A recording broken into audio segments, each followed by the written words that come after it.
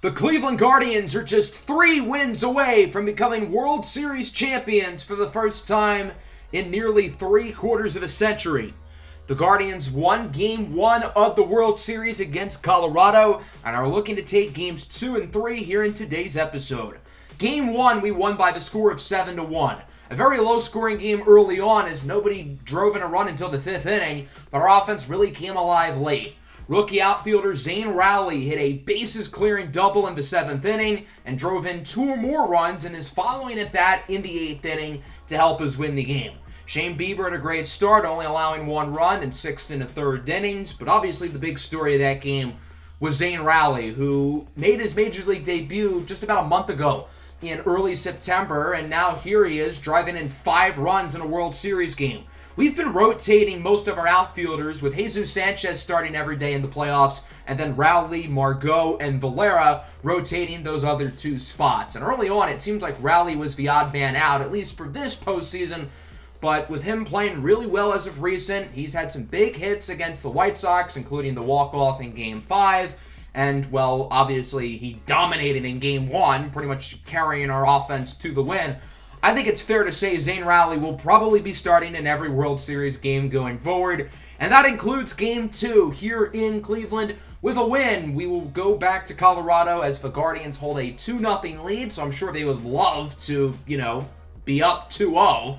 So the Rockies know that although this isn't necessarily a must-win game, but it would go a long way in putting them in a position to win the World Series. So this is a really, really important game for both sides, obviously. Here's a look at both lineups 1-9. Cleveland with their 2 rookies, Rowley and Romero at the top of the order. Max Fried starting for Cleveland, his 4th postseason start, his 6th overall appearance in the playoffs, and it's been up and down. He started off well, hasn't pitched as well as of recent. Hopefully he can get back on track today against Colorado. Tim Anderson goes down looking on the outside sinker. Good pitch outside and away for the first out of the ball game. The second baseman, Chaka Nawara, is up for Colorado. Hits that one well into the left center gap. Rowley misplays it, and that one will be a double. So Chaka Nawara is in scoring position, and the Rockies have a great opportunity to strike here in the top of the first inning as they look to set the tone. Chris Bryant gets caught chasing the 12-6 curve. Nice pitch by Fried for the second out of the inning. Sancho Andrade is now up, and he hits this one well into left center. Chaka Nawara will score with no issue. It's an RBI double for Sancho Andrade, and the Colorado Rockies strike first as they lead 1-0. The Rockies only scored 1 run in the first game, so they knew they had to strike early, and they did. The lefty Austin Gomber is starting for the Rockies in 3 postseason starts. He's been fantastic with a 2.16 ERA. Facing off against the lefty killer, Ramon Romero, and he strikes out on the circle change. Nice pitch there by Gomber, making his way through the lineup pretty easily. Ketel Marte is another guy who hits lefties very, very well, and he will draw a walk. Gomber a little bit scared to throw in the strike zone to Marte, and I don't blame him. That'll bring up Jesus Sanchez with a dribbler to third. Bryant flips it over to second. That's Chaka Nawara, who will hop on the bag. Pretty good start for Gomber and the Rockies as they lead it 1-0 going into the second. Demeji Odiemi is up for Colorado, and he singles into right. So far, so good for the Rockies lineup. They're getting base runners. They're hitting the ball pretty well. Max Fried does not look like he's on his A game. Randall Grichuk lofts this one into right center. Rowley with an incredible catch, possibly saving a run. What a play by Zane Rowley, crashing into the wall as he makes that play. Only 19 years old, continuing to make plays here in the World Series. With 2 away, the Rockies are going to add another base runner. It's a single off the bat of the catcher, Harry Ford. So now there's 2 runners aboard and 2 away. The Rockies have a real opportunity to break open this game, and it looks like they will do exactly that. Tim Anderson comes through big time as 1 run is going to score. Ford will look to join him. A 2-run double for Tim Anderson, and the Rockies are off to an early 3-0 lead here in Game 2 of the World Series as Max Fried's struggles continue. Chaka Nawara then hits it well into right center. Rowley chasing after it. He will make the play. But a big inning for the Rockies as they drive in 2 off of a 2-run double by Tim Anderson. And the Rockies up big early. It's 3-0. Let's go to the bottom of the second. Josh Bell leads it off for the Guardians, and he will draw a walk, so he is aboard.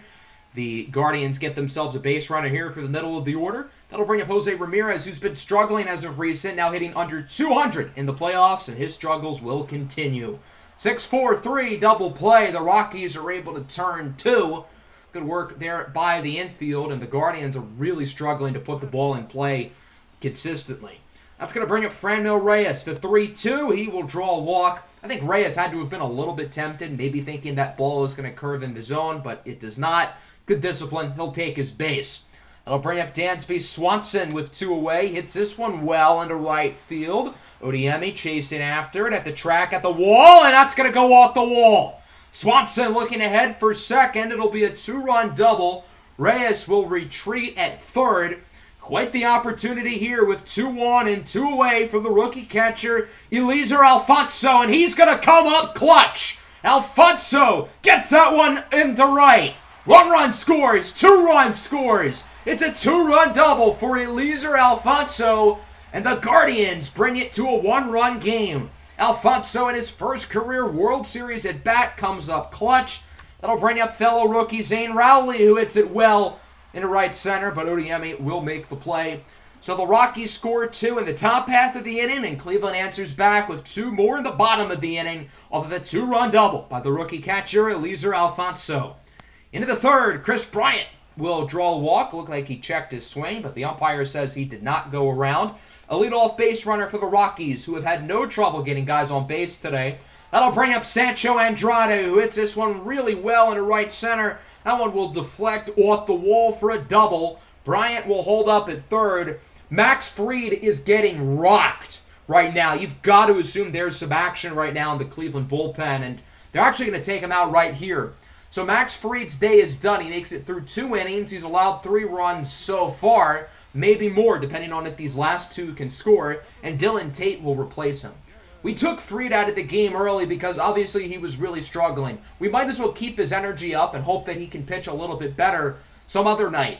This means with pitching less than expected, he may be able to pitch again ahead of schedule. Tate's first batter, Brendan Rodgers, will fly out to center. That should score a run off the sacrifice. So a successful at bat for Rodgers as Chris Bryant is able to cross the plate. And the Rockies take a 4-2 lead. That run earned will go against Fried. That'll bring up Robbie Grossman. He hits lefties really well. That one will go off the tippy top of the wall for an RBI double as it's now 5-2. Another earned run that goes against Max Fried. So Fried's final hash line will be 5 earned runs in just 2 innings. Not his best outing. Odiemi goes down on the circle change. Nice pitch by Tate. The Guardians looking to make it through the inning without allowing any more runs as Grichuk grounds it up the middle. Nice play by Swanson, and Grichuk is out at first. The Rockies do score 2, and they knock Max Fried out of the game. Colorado's offense looks night and day better than they did in Game 1. That'll bring us to the bottom of the third. The Guardians looking to respond as Ketel Marte goes down looking on the slider. Austin Gomber is coming off a pretty rough second inning, and he would pitch a lot better in the third, retiring the side. 2 away in the fourth. It's Chaka Nawara who hits it well into left center. Marte cannot make the play. That'll be a double. Dylan Tate still in the game for Cleveland, hoping to get through another inning, but the Rockies now the runner in scoring position. We'll see if Chris Bryant can drive him in. He flies this one into left. Marte under it to make the play.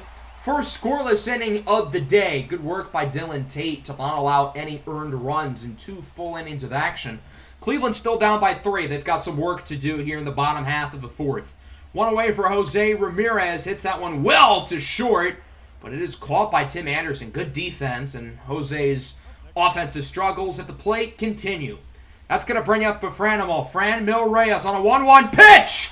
Clobbers it into left field. A bat flip and a no-doubt home run as it's now 5-3.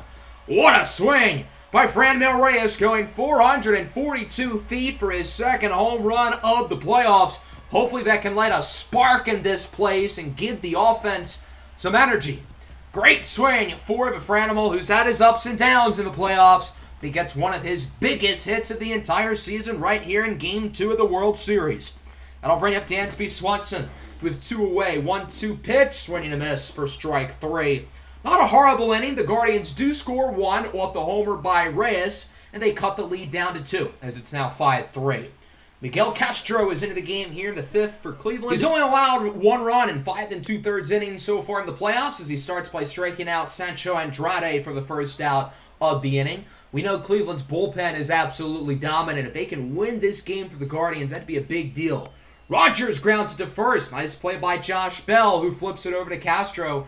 The defense, I think, overall has been really good tonight for Cleveland, despite the fact that they've allowed 5 runs. It's not on the guys in the field as Robbie Grossman strikes out. Beautiful 1-2-3 inning for Miguel Castro. He retires the side, doing his job to a T, as it remains 5-3 going into the bottom of the 5th. Eliezer Alfonso drove in 2 runs in his last at-bat, and he again hits this one into the opposite field for possibly extra bases. Alfonso has really shown up tonight. The moment not too big for him, as it's a double. So the Guardians lead the inning off with a runner in scoring position and a great opportunity to cut the lead. That'll bring up Zane Rowley, who's been quiet offensively so far tonight, 0 for 2, and he will swing and a miss at the inside slider. So maybe the hype train for Zane Rowley may have gone a little bit too fast. I think he's starting to come back down to earth. That'll bring up Ramon Ramiro, the rookie second baseman, up to the plate, and Ramiro crushes it into left! This game is tied at 5! A bat flip for Ramiro. Let the kids play. The rookies are continuing to make such a big impact. Zane Rowley won Cleveland the game in Game 1. And then here in Game 2, Eliezer Alfonso is driven in 2 runs. Ramiro drives in 2 with a homer. Of the 14 runs Cleveland has so far in the World Series, 10 of them have been driven in by rookies. That is remarkable. Ketel Marte strikes out. Good pitch by Gomber, who surprisingly stays in the game after allowing the home run to Ramiro. Jesus Sanchez up, hits that one well into left center. That's going to drop for likely extra bases. So with 2 away, the Guardians get a runner in scoring position. Gomber's nearing 100 pitches. He's not doing all that well currently.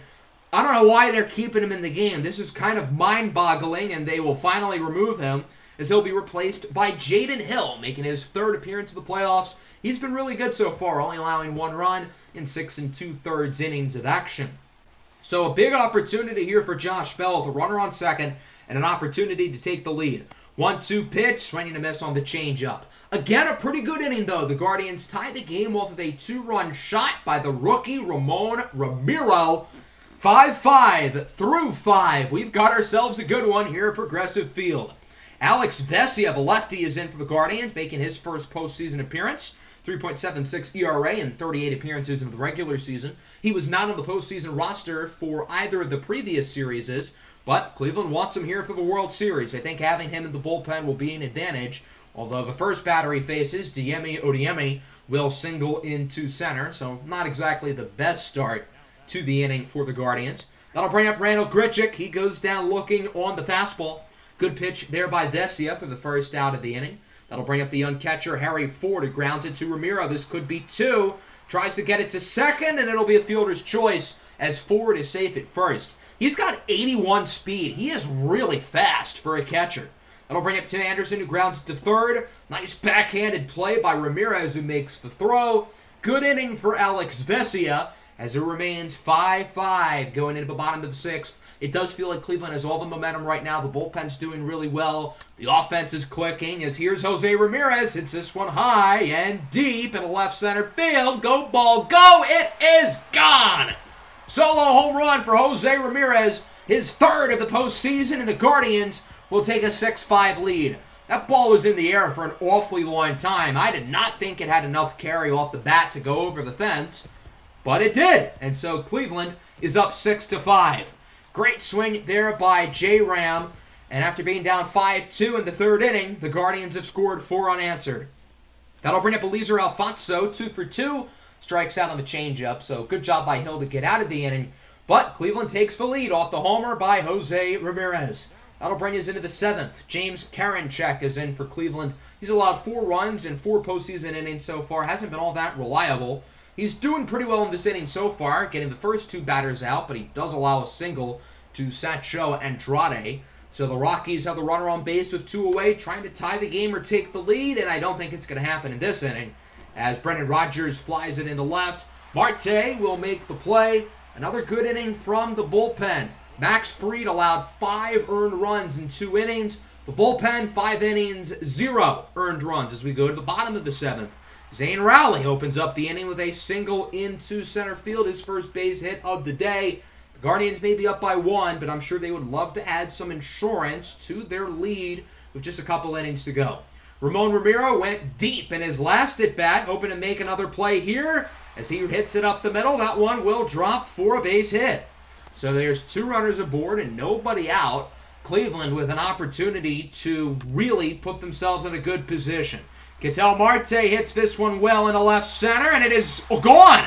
3-run homer for Ketel Marte. Again, I didn't think that one had the carry, but it did. And the Guardians are now up big as it's a 9-5 ball game.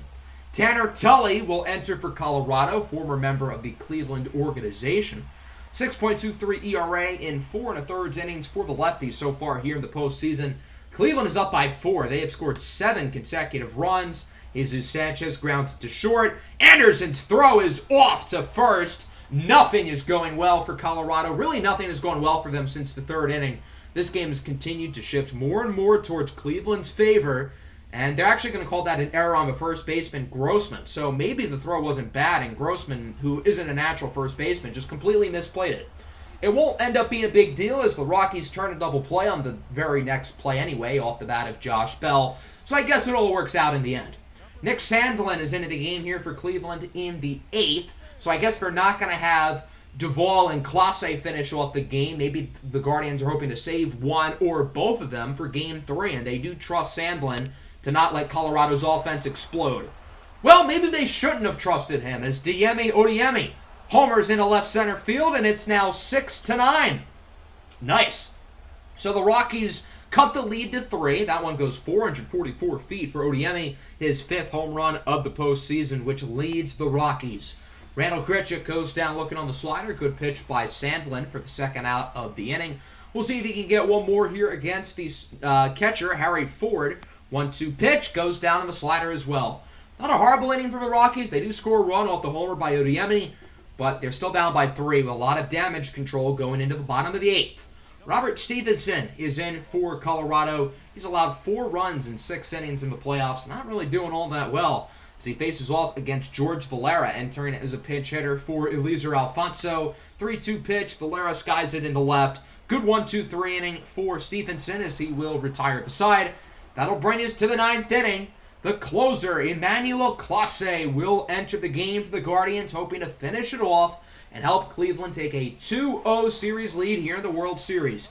Clase has pitched in 5 postseason games this year, 6 1/3 innings, only allowing 1 run, and is 3 for 3 in save opportunities. Is with 2 away. Bryant skies it into the shallow infield. Jose Ramirez under it. He'll make the play, and the Cleveland Guardians are 2 wins away from winning the World Series as they take a 2-0 series lead here against the Colorado Rockies. This did not look like a game we were supposed to win. We were down 5-2 early in the 3rd inning. Max Fried did not look like himself, but the bullpen shut the door. 7 innings of work from the bullpen. They only allowed 1 run. The homer by Odiemi back in the 8th inning. And the offense was fantastic in the middle of this game.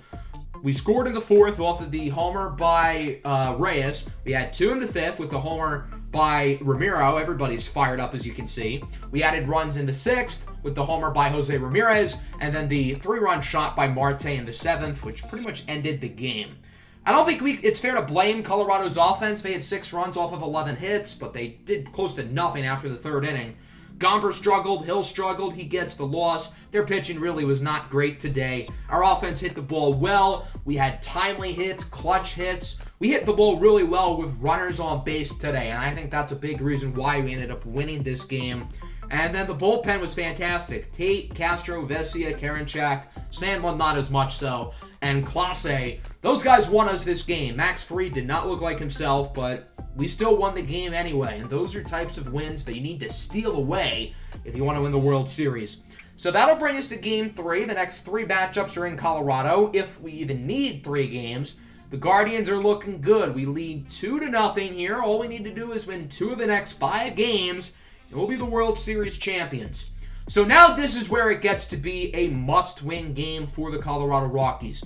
No team in World Series history has ever trailed 3-0 and come back and won. So because of that, the Rockies know they kind of have to win this game or else they could be in a lot of trouble. Returning back to Colorado, of course, Coors Field is notoriously a hitters-friendly ballpark, which should lead to a lot of offense and a lot of runs for both sides. With Shane Bieber and Max Fried both already pitching in the World Series, neither of them are going to be available today or possibly at all during the road trip in Colorado. So the Guardians are going to be heavily dependent on their bullpen again. They're going to be heavily dependent on some of their other starters like Tristan McKenzie, who's going to start today, and Adbert Alzolay, who could get the start in Game 4. Here's a look at both lineups. Again, regular starters across the board. Jake Odorizzi is starting today for Colorado. 1-1, 2.77 ERA in 2 postseason starts. He's overall been quite good in the playoffs, but he's going to need to put on his A game today if the Rockies want to win this matchup. Dansby Swanson hitting at the top of the order tonight for the Guardians here at Coors Field. Home runs aplenty with the high altitude as Swanson draws a walk. I think Cleveland's really going to want to have an aggressive approach tonight at the plate, but they got to be disciplined like on that at bat. And I'll bring up Jose Ramirez, who homered back in Game 2 back in Cleveland as that pitch gets by Ford. Swanson advances to second off of the wild pitch, so the Guardians get a runner in scoring position, and they could really do some damage early in this ball game. Full count pitch on its way here for J-Ram, and he will draw a walk. So the wild pitch proves to actually not be that big of a deal. The Guardians walk 2 of their first 3 batters as Odorizzi can't seem to find the strike zone. Full count for Marte, grounder up the middle. Chakanawara will make the play, throw to first in time. Good job to use his body to deflect the ball and prevent Marte from getting a base hit. The Guardians have 2 runners in scoring position. If this ball is a base hit, they should be able to score 2. Full count here for Josh Bell. Skies this one nicely in a left center field, and it is caught. So the Guardians will not score anybody here in the top of the first inning. They got a couple runners in scoring position, but weren't able to do anything with them. And I'll bring us to the bottom of the first as we get a look at Tristan McKenzie, the Slim Reaper, starting for the Guardians, making his 3rd postseason appearance of the year. McKenzie's been very inconsistent throughout the season, and his 2 playoff outings suggest that. In the ALDS against the Yankees, he had a perfect game go like 6 innings. In the ALCS against the White Sox, he did not make it through 4 innings, although he did kind of get screwed over with a rain delay happening in that game, which completely threw off his rhythm. So who knows what Tristan McKenzie, the Guardians, will be getting tonight as he allows a leadoff single to Tim Anderson. Okay, maybe not the best start. That'll bring up Chris Bryant, who crushes this one into center field. Sanchez back at the track, at the wall. It goes off the top of the wall. Sanchez unable to make the play. And that one's going to be a double for Chris Bryant. And so the Rockies have 2 runners in scoring position with just 1 out. We'll see if the Rockies, unlike Cleveland, can drive these guys in as we look at the play again. I really thought it was going to be a homer, but it looks like it just went off the top of the wall. Sanchez maybe could have made a play there. It would have been a hard maneuver, but he could have done it. Andrade strikes out, but the throw to first is offline from Alfonso. So the bases are now loaded. A throwing error from the catcher, Eliezer Alfonso, and this really changes things. Brennan Rodgers singles into right center. 2 runs will score, and the Rockies lead this one 2-0. So the error proves to end up being a pretty big deal, and now Colorado's on top, and they've still got runners on the corners with 1 away. Grichuk flies it into left. High and deep, Zane Rowley gets there at the warning track, but Andrade should be able to score with no problem. The inning should have ended here 2-0, but because of the error, it'll be 3-0, and the inning will stay alive. So maybe the Rockies will get even more based on the way they've been hitting the ball so far in this first inning. Tristan McKenzie looking like the not-so-good version of himself as he does strike out Odiemi. That'll end the first. Kind of a disaster for the Guardians as they trail 3-0. We'll see if they can pick up the slack here in the coming innings. So we'll transport ourselves to the top of the second. Zane Rowley hitting a little bit lower in the lineup today. Leads off the inning with a walk. Not a bad start. He'll reach base. Cleveland's had really good discipline today. Really working the count here against Odorizzi as there's another full count. This time for Franmil Reyes, and he strikes out on the fastball. Although Cleveland is working the count really well, they're not hitting the ball really well. Barely anything is going into play. Bottom 2 away for Tim Anderson. Flies out to right. Much better inning from Tristan McKenzie. 1-2-3 retires the side as it'll remain 3-0. The Guardians do not have a hit. We'll see if that changes here in the third with the top of the order due up. 1 away. Another full count for Jesus Sanchez, and he will draw yet another walk. Cleveland's have no problem getting base runners, but they got to start actually hitting the baseball. That'll bring up J-Ram with a big opportunity to do some damage, and he does for the other team. 4-6-3 double play. The Rockies turn 2 and get through the inning. Cleveland's gotten a base runner in all 3 innings, but they have no actual base hit so far as the offense continues to struggle. Tristan McKenzie, on the other hand, is starting to pitch a lot better as he strikes out Chris Bryant on the fastball. The Rockies have not had anybody reach base since that disaster of a first inning. Can that streak continue here against Sancho Andrade, who grounds it past Ramon Ramiro? That'll go for a base hit. So with 2 away, the Rockies now the runner in scoring position. We'll see if they'll be able to drive them in and look to extend the lead even more. It's Brennan Rodgers up to the plate, grounds to second. This time Ramiro makes the play, flips it over to Swanson. So another good inning for Tristan McKenzie. He started slow, but he's starting to find his groove. Hopefully he can keep it going for another couple of innings, and hopefully the offense can start a rally, just like they did earlier today back in Game 2. Zane Rowley up with 2 away here in the 4th. Count is full again, and Rowley hits this one to the opposite field, but it will be caught. Jake Odorizzi's pitch count is over 70 through 4 innings, but despite that, he still is not allowed a base hit. The Guardians are getting base runners, not in that inning, but they're still not getting any hits together. Bottom 4, Randall Grichuk draws a walk, so the Rockies start the inning with a runner aboard. Diemi Odiemi goes down on the fastball. Good pitch by Tristan McKenzie for the first out of the inning, his 4th punch out of the day. That'll bring up Colson Montgomery, who homered back in Game 1. And he strikes out on the changeup. Another good pitch by McKenzie, who is continuing to wheel and deal. That'll bring up Harry Ford, who hits this one into the right center gap over the glove of Ramon Ramiro, likely for extra bases, and that should score a run. An RBI double for Harry Ford, and the Rockies take a 4-0 lead. So Colorado gets back on the board. Their offense has been quiet since the first inning until now. Then that'll bring up the shortstop, Tim Anderson, who lines it into right center field. And that one is gone into the bullpen. 2-run shot, and the Rockies are now up big as it's 6-0. And from there, McKenzie's got to be taken out of the game. He'll be replaced by Nick Sandlin, who allowed a homer back in Game 2 to Diemi Odiemi. Chuka Chakanawara is up, grounds to third. J-Ram will make the play, but another pretty bad inning for Cleveland. The offense sputters out, while Colorado's offense adds 3 more runs to the board. That'll bring us into the top of the 5th. The Guardians still without a base hit today. As Franmil Reyes leads the inning off, he strikes out yet again. Another punch out for Odorizzi, his 4th of the evening. That'll bring up the second baseman, Ramon Ramiro, who homered back in Game 2. Grounds that one between the first and second baseman for a single. And finally, it took Cleveland like half of the game, but they finally get a base hit. And from there, Odorizzi will immediately be yanked from the game. Odd strategy. He'd been pitching so well, and they'll replace him with Justice Sheffield. I don't really get the logic here. I know his pitch count was high, but he's been doing so well. Alfonso draws a walk. Not a great start for Sheffield as he allows an early base runner. So the top of the order is back up. If Cleveland can string some runs together, they could really pull off a nice little rally. That's not how you start rallies, though. An inning-ending double play off the bat of Dansby Swanson. So although Cleveland ends the no-hit bid, they don't score anybody, and it remains 6-0. Nick Sandlin still in the game for the Guardians as he faces off against Chris Bryant, who grounds to short. Dansby Swanson with a really nice defensive play to gun him down. Good move at short by Swanson for the first out of the inning. That'll bring up Sancho Andrade. Count is full, and he hits it well into right field for a base hit. Colorado may be up big, but they know how important this game is. We know Cleveland has the ability to spur runs across in a rally, so Colorado's not comfortable up 6-0, and they really shouldn't be as Grichuk strikes out, ending the inning. Although Colorado shouldn't be comfortable with their lead, they should still be confident because Cleveland's offense has shown you nothing today to suggest that they can make a comeback. Jesus Sanchez starts the 6th by swinging and missing at the slider. Little lefty-on-lefty crime. Sheffield takes the win there. That'll bring up Jose Ramirez, hitting from the right side of the plate. Goes down looking on the circle change.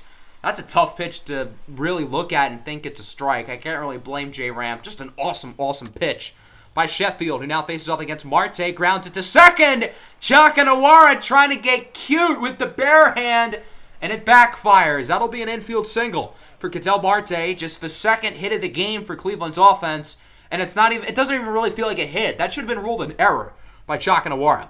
Not going to matter, though, as Josh Bell goes down on the slider.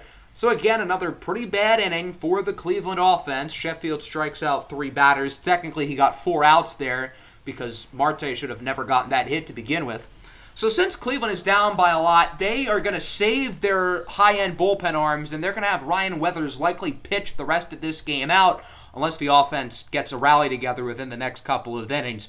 Weathers has not allowed a run so far in the playoffs, so maybe he can, show something here as he strikes out Odiemi, who goes down looking on the outside slider. Going back to the outside slider again. What a filthy pitch by Ryan Weathers, looking real good here in the 6th inning as we transition into the top of the 7th. Ramon Romero facing off against the lefty. He hits lefties well, but he grounds out to third. Another 1-2-3 inning as Sheffield retires the side.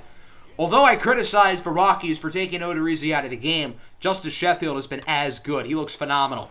Bryant hits it in the left, and Rowley cannot make the play. That one will go for a 2-out double. So the Rockies got a runner in scoring position. Again, they're up big. They should be fine. But when you're down 2-0 in the World Series, it's better to be safe than sorry. That'll bring up Sancho Andrade, who hits it well deep into center. But Jesus Sanchez will go under it to make the play. 2 scoreless innings for Ryan Weathers. He's done pretty well out of the bullpen so far. Kind of showing the Guardians that maybe he can be trusted in actual situations and not like garbage time mop-up duty like right now. Eliezer Alfonso is up here in the 8th, bloops it into center, and that will drop for a hit as the center fielder is unable to come down with it. So Cleveland gets their 3rd hit of the game. Maybe they can finally spurn some runs across. Who knows? Manuel Margot up at the plate as a pinch hitter for Dansby Swanson, and that decision would pay off nicely as he shoots it down the line fair, likely for an extra base hit, as that's going to be a double. Alfonso will hold up at third, so now there's 2 runners in scoring position with nobody out, and a real opportunity for Cleveland to, if nothing else, take a dent into this scoreboard. Sanchez bloops into the left. Alfonso will score. The other runner, Margot, will score, and Sanchez is safe at second with a 2-run double as the Guardians are finally on the board. Took a while, but hey, the offense at least did something before this game ended. Robert Stevenson is in for Colorado. He pitched an inning back in Game 2. We'll see what he can do here in Game 3, trying to clean up Justice Sheffield's mess as Jose Ramirez goes down on the low curveball. Great hang time on that pitch by Stevenson for the first out of the inning. That'll bring up Ketel Marte, again, runner on scoring position, only one away. And Marte goes down looking on the inside fastball. That didn't really look like a strike from this angle, but the umpire behind the plate thinks otherwise. So now Josh Bell is going to need a base hit to drive in Jesus Sanchez, and I don't think he got it, as this one is going to go into left center field. Actually, it might have a chance of a track at the wall. It is caught. So the Guardians scored 2. They're finally on the board, but they still trail by 4 runs going into the bottom of the 8th. Ryan Weathers still in the game as he strikes out Randall Grichuk. Weathers continuing to pitch really, really well tonight. He has been shut down these past few innings, looking to end his night strongly, and he will as Odiemi goes down looking on the fastball. 3 innings, 1 hit, no earned runs allowed by Ryan Weathers, who pitched excellently, showing the Guardians that maybe they should use him in bigger situations going forward. So Ryan Nelson will come into the game for Colorado, trying to finish it off. It's a 4-run lead as Zane Rowley starts off of a grounder to the pitcher. Good play by Nelson to get the first out of the inning. Cleveland's offense finally has shown some signs of life, but this would be a massive comeback, and, well, they obviously don't have a lot of time to do it. But hey, Franmil Reyes shoots it down the line, likely for extra bases. That's going to be a double for the Franimal, and he is now in scoring position with just 1 away. We'll see if the Guardians are going to be able to drive him in and make this one a little bit closer. So Reyes is now on second base here for Ramon Romero, the 1-2, and he goes down on the fastball. Good pitch by Ryan Nelson for the second out of the inning. George Valera enters as a pinch hitter for Alfonso, and Valera makes a play, keeping the game alive as he singles into center.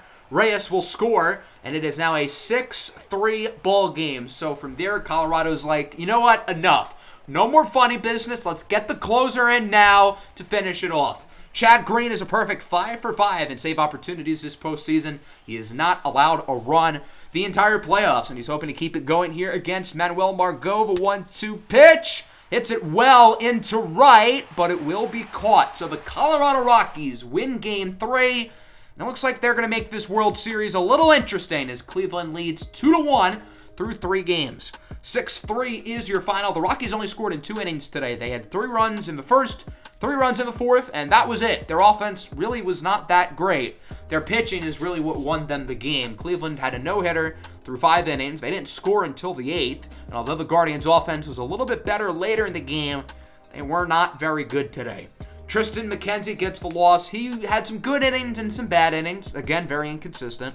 I liked what I saw from Ryan Weathers, though. 3 dominant scoreless innings. So again, maybe there's something there with him that he's a guy who can pitch in high-leverage situations in the future.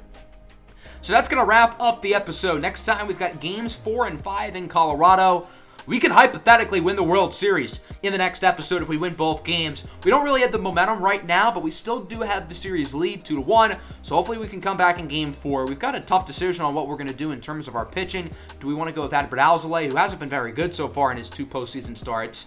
Do we want to go possibly with a full bullpen day? We probably wouldn't have Ryan Weathers available. Max Fried has a lot of energy. Maybe we have Shane Bieber come out on short rest. Really, any option is open, except for Tristan McKenzie, who just pitched in Game 3. So that's going to wrap it up. Hope everyone enjoyed. Make sure to leave a like and subscribe to the channel if you are new. Peace out.